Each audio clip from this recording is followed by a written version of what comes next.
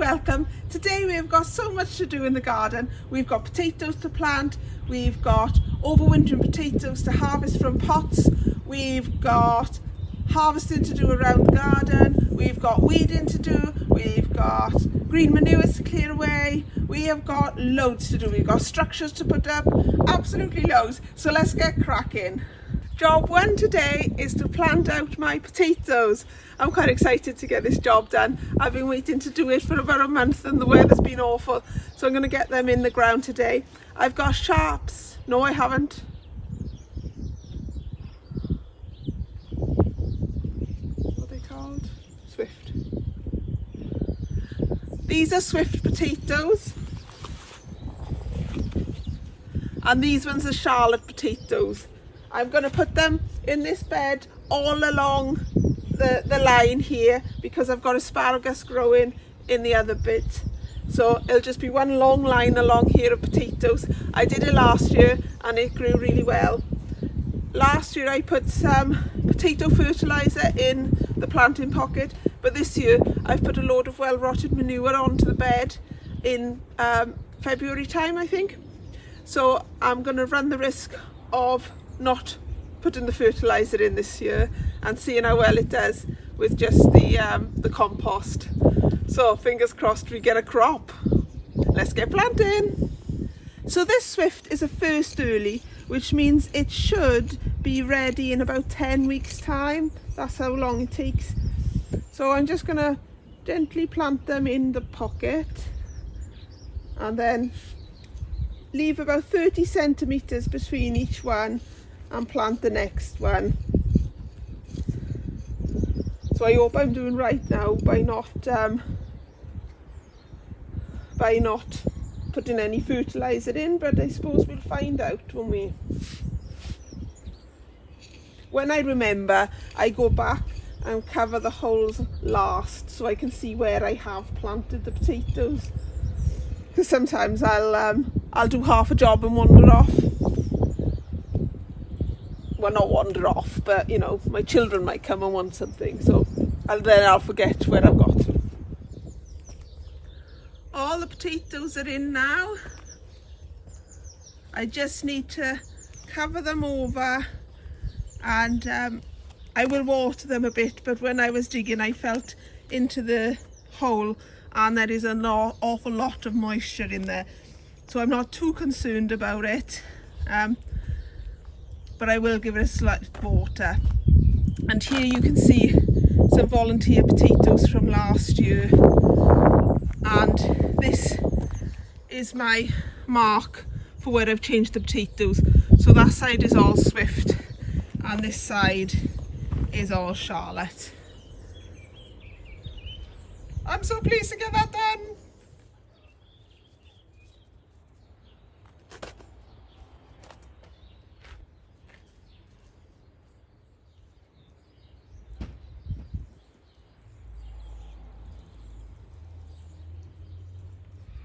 Job number 2 is to harvest these after I've taken all the weeds off the top. Let's see what kind of a potato harvest we've got from overwintering these.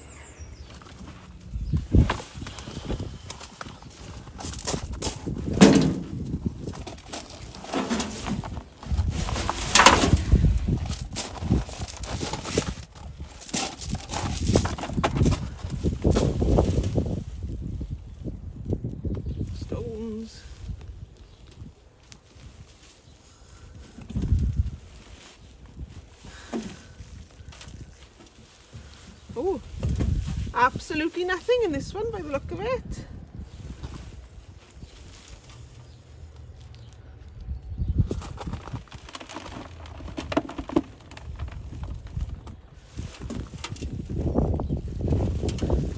Ah, look.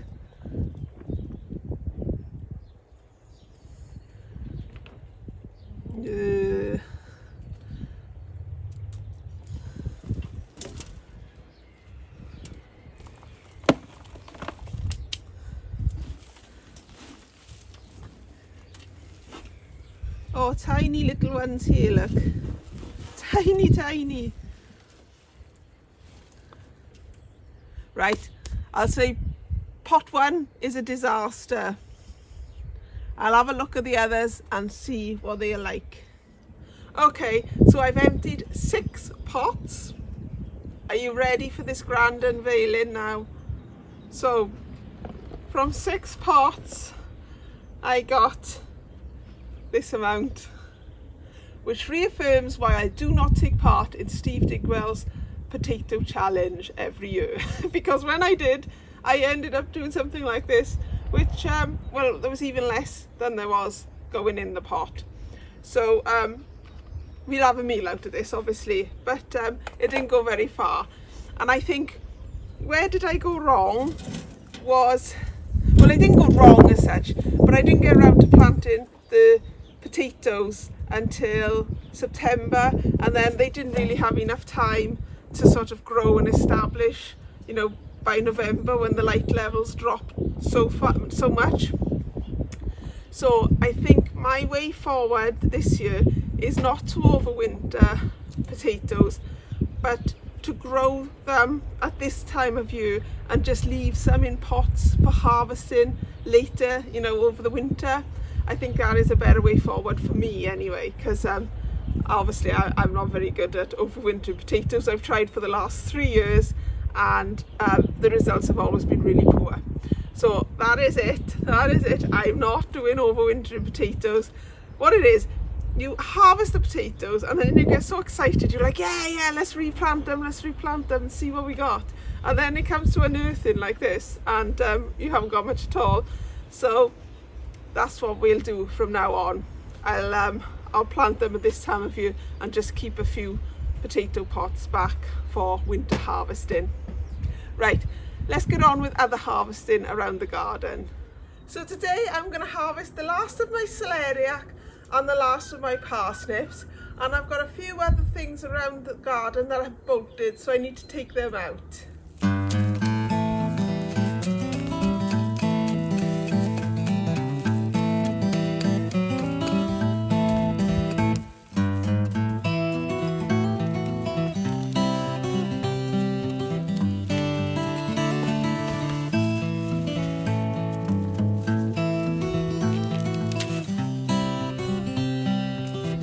Because these plants are multi-sown, the leaves stay fairly small, which is great. I'll show you the other ones that I've given more room to and how big the leaves grow compared to these.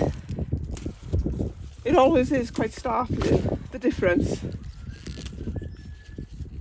Here's the other lot of spinach that I was talking to. You can see the size on these leaves are so much bigger. But everything in this cold frame has bolted now. So I'm going to give this a harvest. The only thing that might be okay is this dill back here, but I think that's bolted as well. So I'm going to harvest everything and then clear away the foliage and just leave the pots. And I'm sure I'll fill the pots with something very soon.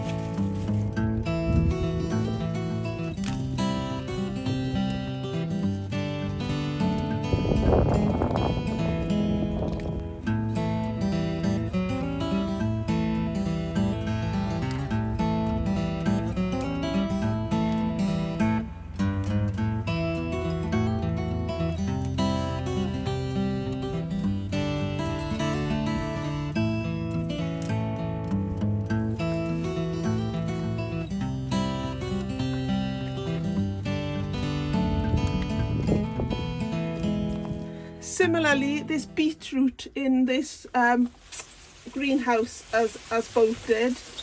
When it puts up a long stalk like that, it means it's bolted, and usually the beetroot is quite woody as well. So I'm going to harvest all this bolted beetroot and see what we've got at the end.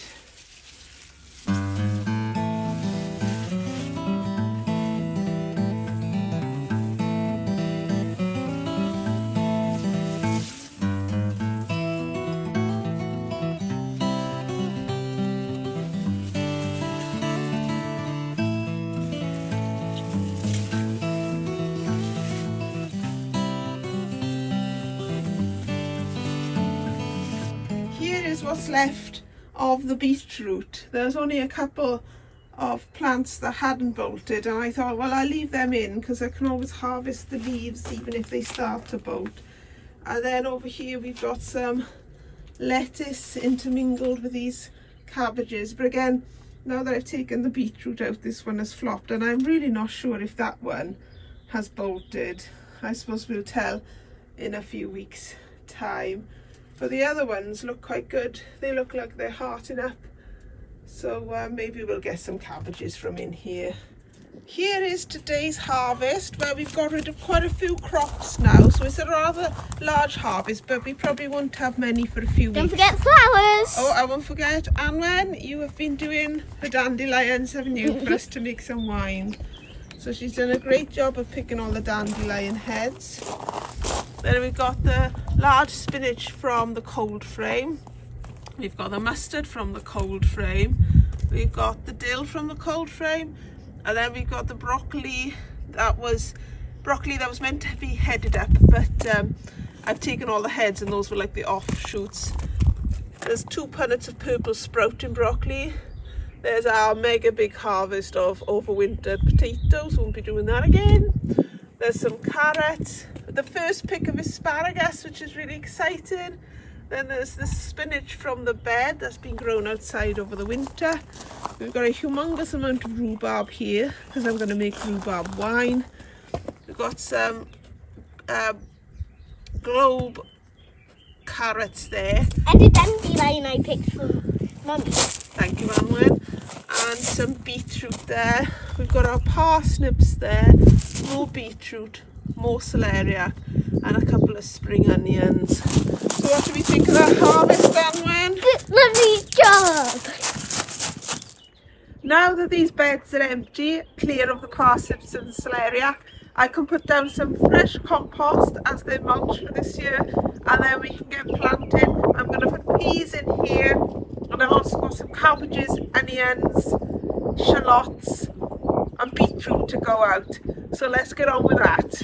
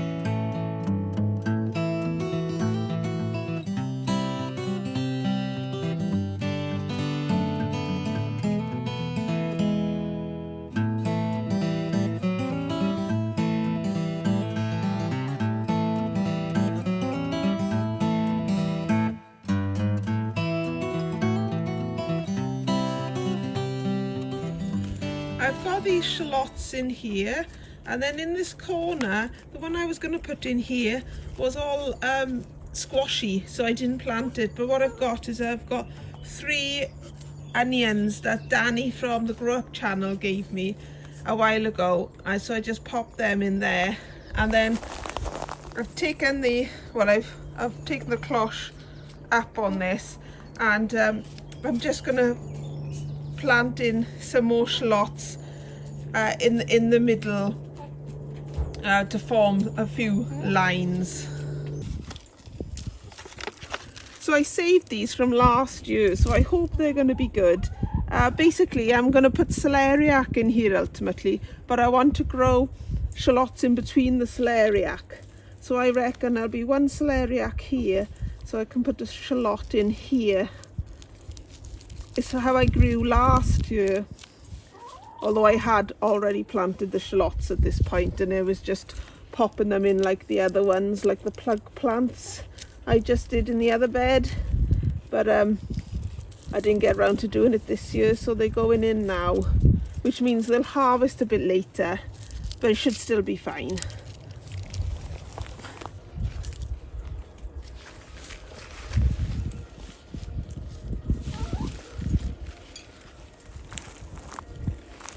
So this bed is all planted up now, as far as I can, until the celeriac is ready to go in, and those cabbages and cauliflowers have been harvested. And now I'm going to clear this bed and pop some more onions into this side, and then this other side will be made for parsnips, will be used for parsnip seed. So I'm only using half a bed for parsnips this year instead of a whole bed.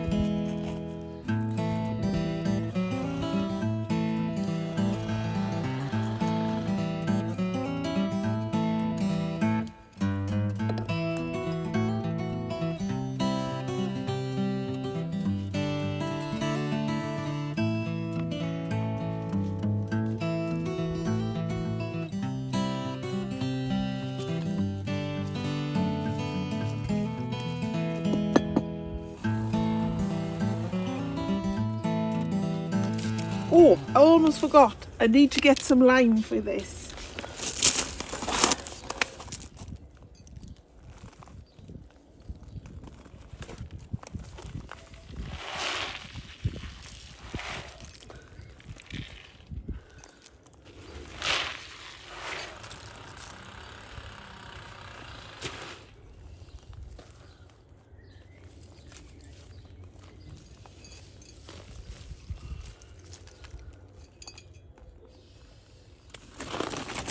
Oh, and finally, let's get these cauliflowers in.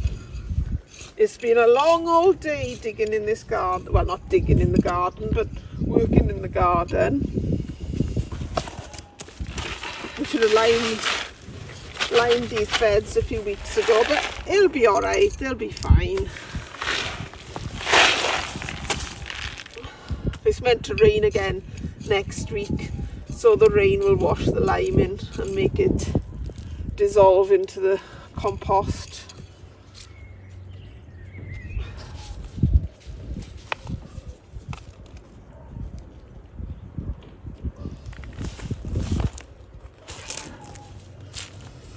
really firm in your brassicas.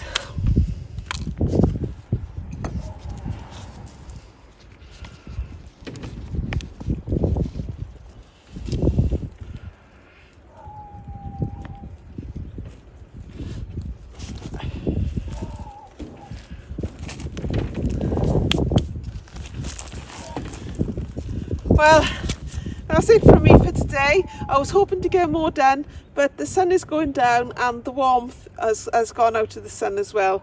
So I'm going to call it a day, and I'll get on with the other jobs I didn't get done today next time. All I can say about the work today is lovely job and take care.